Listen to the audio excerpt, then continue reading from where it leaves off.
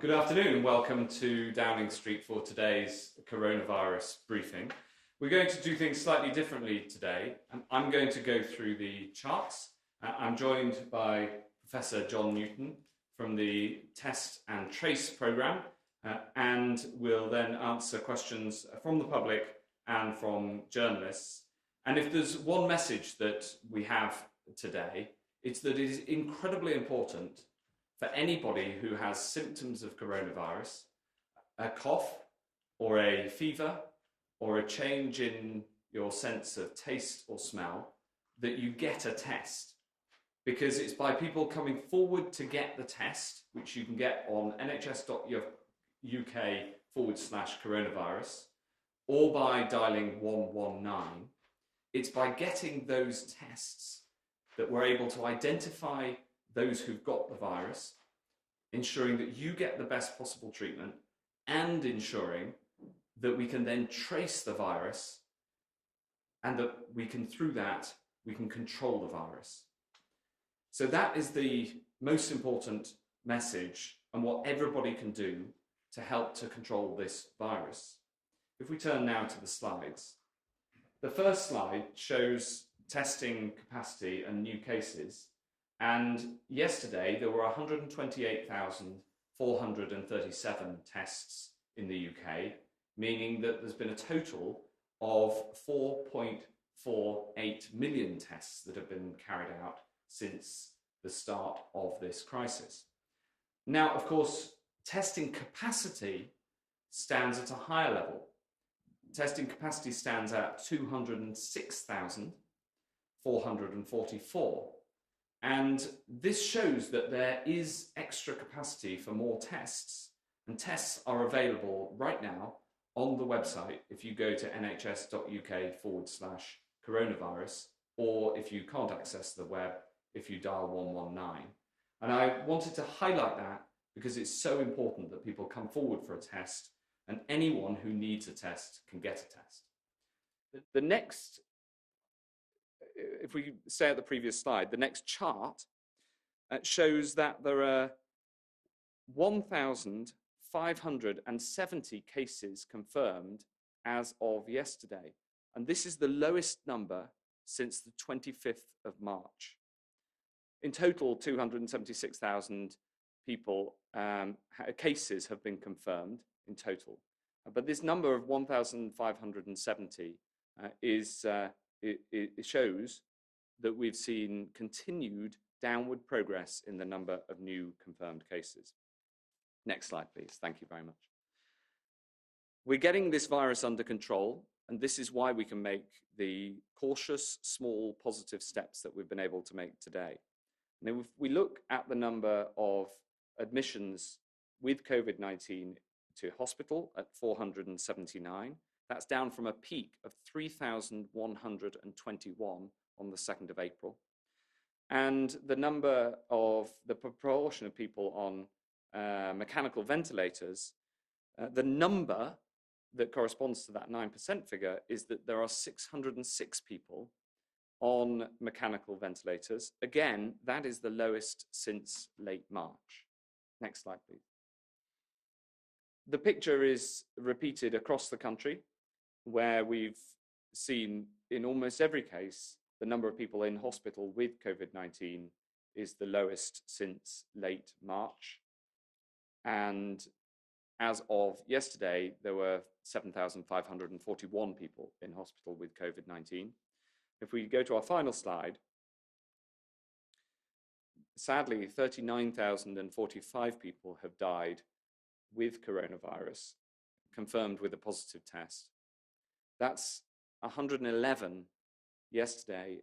Again, that figure is the lowest figure since lockdown began on the 23rd of March.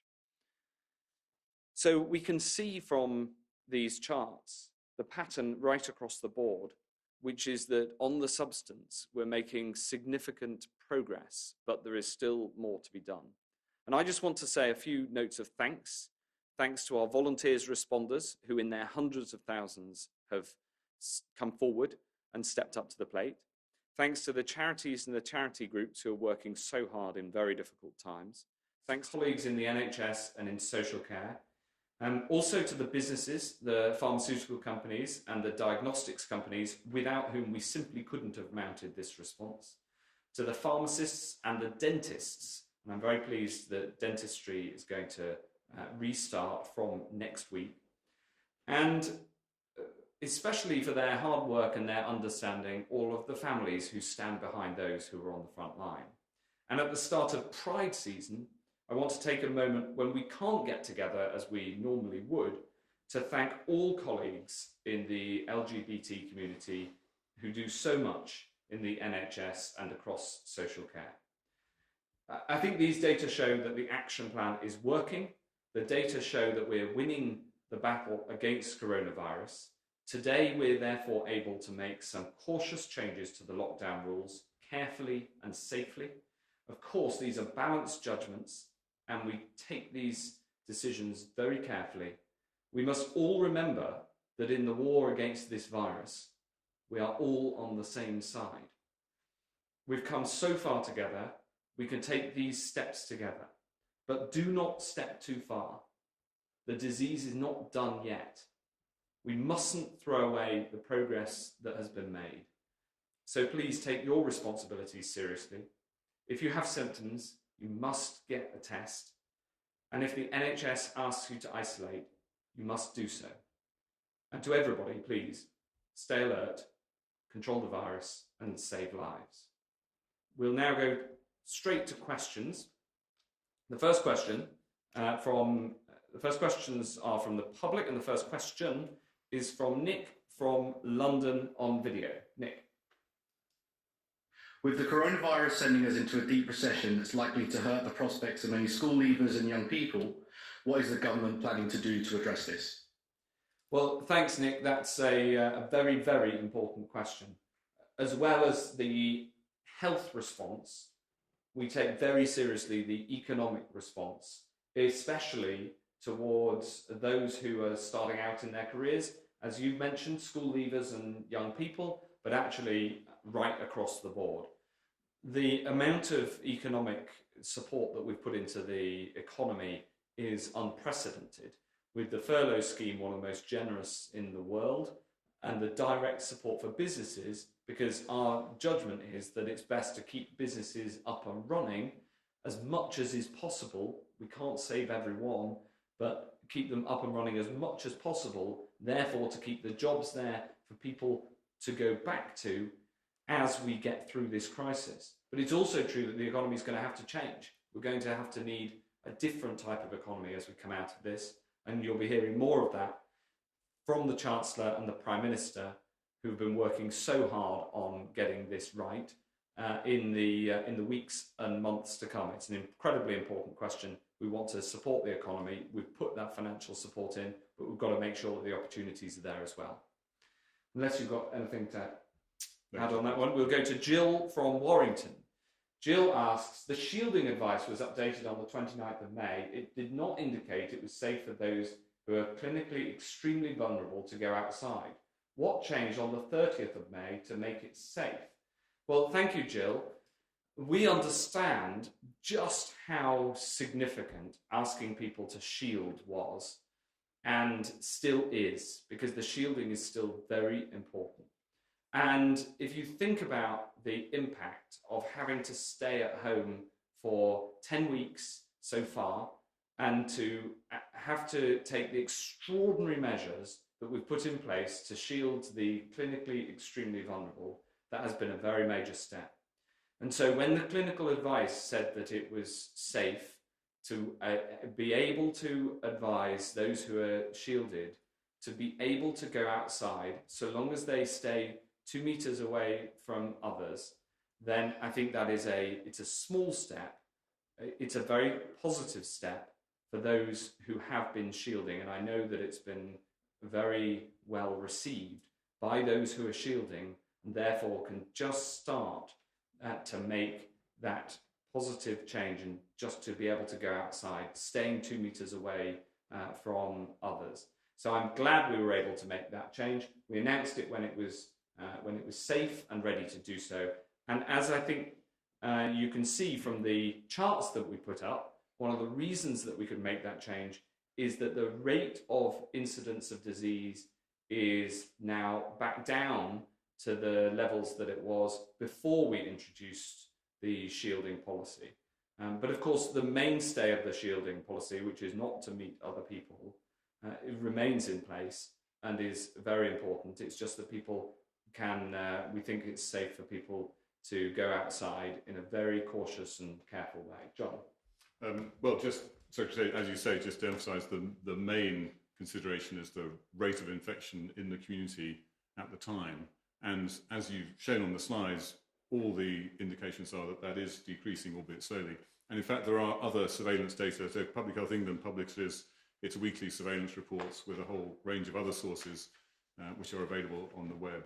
And they also show reductions in the rate of infection. Although I think very important that there are differences in different parts of the country and those rates are kept under review. So all these decisions are kept under review. Thank you. Thanks very much, and thanks very much for your question, Jill. I think it's a very, very important subject. We now turn to Hugh Pym from the BBC. Thank you very much, Secretary of State. You've said that test and trace is vital to stopping the spread of the virus. We've heard reports from some contact tracers that since they started work in England last Thursday, they've had very little, if anything, to do. What do you think is actually happening with the system? Thanks, Hugh. I'll say something and then I'll ask John to add to that. The system is up and running. It's successful. I'm very glad to report that those who are asked to isolate by the contact tracers are expressing the willingness to do so, and we track that very carefully. Now, one of the pieces of good news is that as the rate of incidence of new cases comes down, so of course there are fewer index cases to track, and we've hired, as you know, 25,000 people to work as contact tracers, and the level of incidence of disease has come down, and so actually we have more capacity than we need. This is a good thing. Yes, thank you, Secretary of State. So exactly, the test and trace program is working well. The data are flowing from the testing portal into the contact tracing software, which is all have been built relatively new. So we're very pleased to see that all working well, and the contacts are being identified. There are different levels. There's the clinical public health level, which looks at more complicated cases, for example, those arising in care homes or in outbreaks of some sort. And then there are cases where people can, in fact, enter their own contact details on the web-based portal. So that doesn't require the intervention of one of the call handlers, the contact tracers. And then there are those who need to be contacted by the contact tracers. And there are plenty of cases and contacts being reported and being pursued in all three of those areas. So they are all working, and they're all working well. But as Secretary of State says, we do have a lot of capacity. We're very grateful for all those people who have come forward to work as contact tracers. And at the moment, many of them are not fully occupied, but we wait and see. One of the challenges, of course, of this is to build a system that can respond to whatever comes in the future. And that is a little difficult to predict. We think there will be flare-ups in different parts of the country, and we'll need to be able to divert resources as required. But we wait and see. But at the moment, it is working. It's working well. Thanks very much. Can I ask a follow-up? Yes, of course. Do you know how many contacts have actually been made since Thursday? Because with nearly 2,000 new cases each day, you'd have thought there would have been quite a lot of work for them to do, even with the factors you've mentioned. Well, if you think about it, today the figures I announced today are that there were only 1,570 new cases, which is lower than when we were planning this system. And so I think to err on the side of having too many contact tracers is the right side to err on.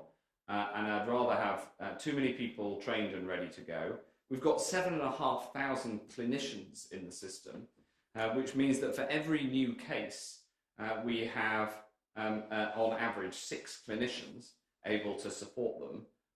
And that also one of the interesting things is that the number of contacts that each index case has is a bit lower than we were expecting. which implies that people are following the social distancing rules and are not coming into contact with large numbers of people. But of course, that also reduces the demand on the contact tracers. Thanks very much, Hugh. The next question from Tom Clark at ITV. Tom. Thanks very much, Secretary of State. Can I just follow up on Hugh's question, actually? Around 9,000 people have tested positive for COVID-19 since Test and Trace was launched last week. How many have been contacted by Contact Tracer, and how many of their contacts have been traced? So I don't have those figures. I'll ask John to answer, but the answer is the vast majority, and of course many of them are able to put the details in on a web-based portal rather than directly on the phone. Well, the figures are going to be available soon, but as Secretary of State says, the numbers of tests feeding through and contacts being identified are high, and so we're very pleased with the level of completeness. So it's operating really pretty much as we had hoped. Of course, of the numbers of new cases, not all of them need to go into the contact tracing process. So if it's a case in a care home of somebody who's already part of a known outbreak, or if the case indeed is already known to the Public Health Service, then they don't need to be contact traced. But of those who are being contact traced, a very high proportion of people are working with us to use the web-based system themselves, or to provide us with the information. So we're really very pleased. And the numbers are, as we know, we did a trial in the Isle of Wight, where we had some expectations from that. And Secretary, you said the numbers of contacts are less than we had expected. That's really less than what the modelers had in their models on which they were using to base the effectiveness. They're actually quite similar to the numbers that we were expecting from the Isle of Wight, because in lockdown, of course, people do not have that many close contacts outside their household. So the system is working well, and we will be publishing some figures soon. I know everyone's very keen to see them. Thanks very much, Tom. May I have a follow-up as well? Okay. If I may. Yeah, go ahead, Tom, no problem. Yeah. As you yourself said, surveillance for new outbreaks is essential part of the test and trace system, the ability for local lockdowns. As I understand it, that was the job of the Joint Biosecurity Centre. Does that centre exist yet? It's published no reports as far as I can see, and has no website. I just wondered if you could update us on the Joint Biosecurity Centre. Yes, that is. We're getting it stood up, making sure that all of the information flows come to it, so it's able to analyse them, and to make sure that it gets set up correctly. That's all that work's being done as we speak. But it doesn't exist yet. Well, it's being formulated at the moment. It's being pulled together. Yeah. Thanks very much, Sam Coates from Sky. If Secretary of State, if the R rate goes up, or the 7-day rolling average for infections start to plateau or go up, how likely is it that you would reimpose some of the blanket lockdown measures? Because some people think that you just won't do that under almost any circumstances. And John Newton, it's quite clear that you have a lot of data on the contact tracing system that you're choosing not to release today. Can I ask, will we get, by the end of this week, data on what proportion of people with infections have been contacted by your army of contact tracers? You know, there have been 3,500 people infected in the last 2 days. What proportion of them have been contacted by your contact tracers? Will you reveal how many contacts have been traced for each infected individual, the average number? You say you're tracking that closely, but not giving us a figure again today. And then levels of compliance. How many of those that you phone up agree to isolate? Again, you say, Matt Hancock says that lots of people have expressed a willingness to do that. Will we get each of those transparently released? And why can't we have them now? Thanks, Sam. On the point about the blanket measures, you know, the truth is we are attempting to move the system from these national blanket measures to a more targeted approach. This is why test and trace is such an important part of that. But we've always said that we're prepared to reintroduce measures, whether that's nationally or in response to a localized outbreak, if that is necessary. the steps that we're able to take today are cautious steps. They remove some of the most difficult parts of the lockdown with the goal, of course, of keeping R below 1 as one of the 5 tests that we wanted to meet. I've also been able to change the basis in law of these of the lockdown, because for the lockdown until today, the law has been that you can't leave your home except for reasons that are specifically set out. And this is very unusual in English law, and not the approach that we've traditionally taken for hundreds of years.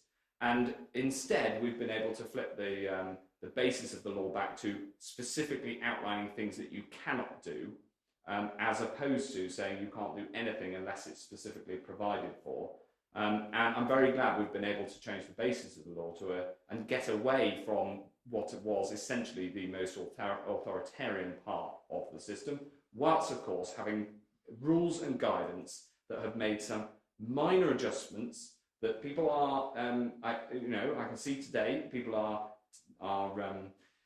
able to do a bit more than they were, and we've seen people going back to school and some of the small changes that we've made. But I would just emphasise that they are cautious, they're small, and it's really important that we stick with it and we keep our resolve as a nation, because it's how we behave that affects the R, not the rules themselves.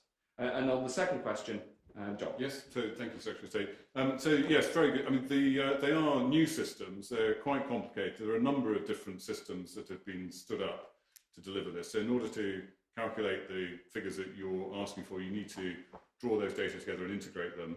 And we know how important these numbers are and how much attention they get. So we're very keen that when we do report them, they are correct and they're accurate. And it is it's difficult to do that reliably. So I'm sorry, if you could bear with us, we are still making sure that we get the reliable data. What we don't want to do is to produce some data and then have to go back and correct it. So we will be producing it. We are monitoring them, but we would like to do a little bit more work on the systems before we publish them. Thanks very much, Sam. Peter Walker from The Guardian. Thanks. Hi. To both of you, if I could ask the same question, to follow up slightly on what Sam said. Dominic Raab also raised it yesterday, the idea that if in certain parts of the country the infection rate goes up, the idea of a lockdown will be a localised one. Can I ask in practice, how would that actually work? Yes. I mean, would it just be, for example, schools closing, or would there be a kind of stricter rules? Or would it even be like a kind of North Italy or Chinese style one, where there'd be restrictions on transport? And can I ask, how would that work? Because people could expect, given the very different infection rates in different parts of the country, that could actually come to pass. Yes, taking local action to respond to a local flare-up is an incredibly important part of the toolkit that we have available to respond if we need to. And this can take a range of options. For instance, shutting to new admissions a hospital A&E if there were an outbreak in that hospital. That's one example. At a local level, the local Director of Public Health has a statutory duty and responsibility, and they would work with the regional Public Health England and NHS teams to make sure that we got the response right. The Joint Biosecurity Centre's role is a national one to provide the advice and the information that would then be acted on locally. And the way to think of it is the Joint Biosecurity Centre has the information. It advises the CMOs of the UK, who in turn give advice to ministers and to local public health bodies through PHE. So that architecture is now established. The JBC still formally needs to come into existence, but we are putting in place all of those data flows to augment the already significant work that Public Health England do in this space. And the toolkit that's available, i.e. the things that we could do, which includes, for instance, changes to the hospitals that I mentioned, that toolkit is as broad as the legal toolkit that we have nationally, and that's set out in the 1984 Public Health Act for England and Wales, and in the relevant Scottish and Northern Irish legislation augmented by the Coronavirus Act 2020 that we passed a couple of months ago. John? Well, yes, thank you, Secretary of State. So only just to add that this is outbreak control in different areas is likely to be used.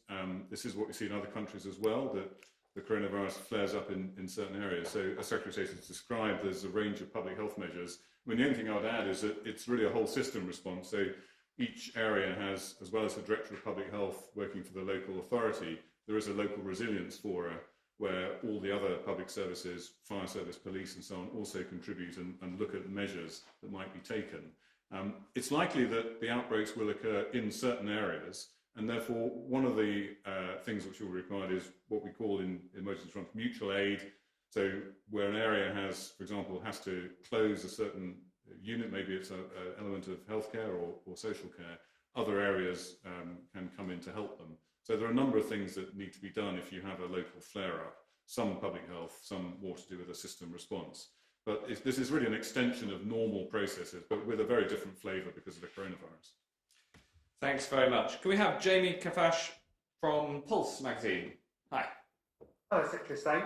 You said earlier that the change in shielding advice was well received. However, GPs have told us that today in surgery they've been inundated with patients who are anxious and don't understand why the advice has changed so quickly.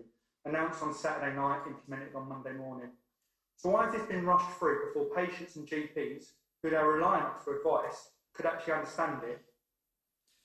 Thank you. Well, it hasn't been rushed through, far from it. We've worked for some time to make sure that any changes that we make, and these are small, cautious changes, can benefit people in a safe way. And so, as you say, we announced it at the weekend. And I think that being able to make changes like this is important for people.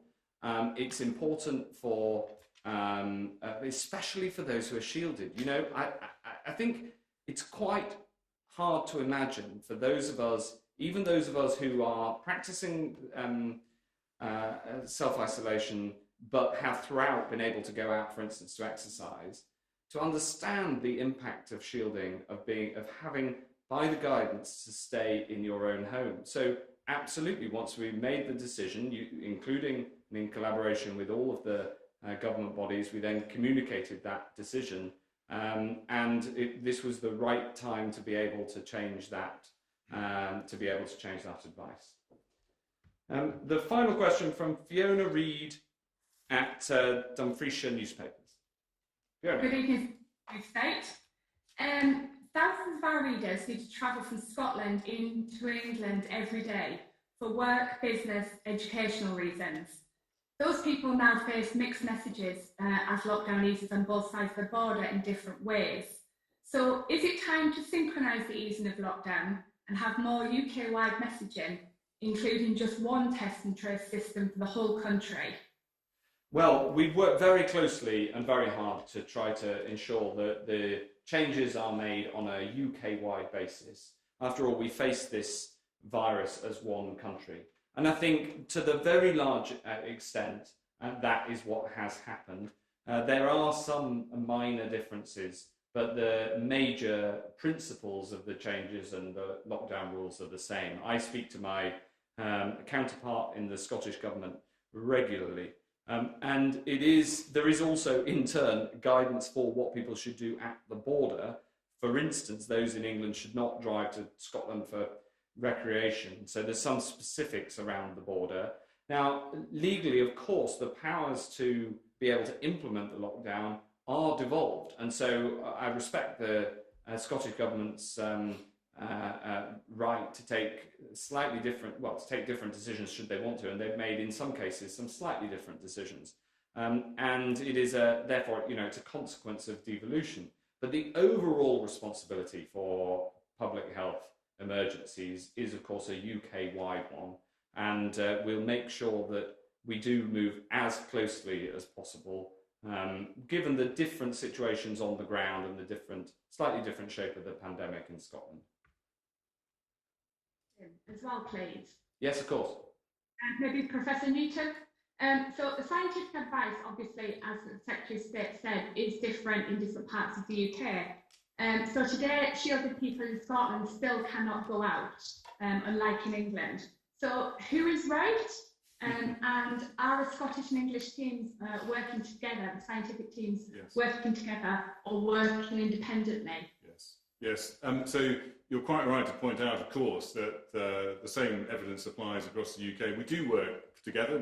We have regular discussions, and there is cross membership of the different advisory teams. We give very similar advice, and we do try whenever possible to make their guidance the same, or at least to have the same principles behind it. So every effort is made by scientific and clinical advisors to recognise what you say, that the public need clear advice, and we need to make it the same across the UK. But as Secretary of State has pointed out, the mechanisms for implementing that advice are different. Some of that is just the fact that we have different arrangements. So there are different organisations in different parts of the country. So, for example, the test and trace programme is implemented slightly differently in Scotland. So you've got slightly different bodies taking a different approach.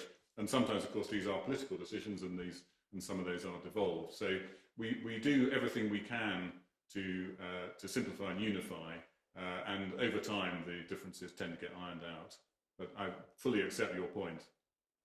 Thanks very much indeed. So that concludes our press briefing for today. See you again soon, no doubt.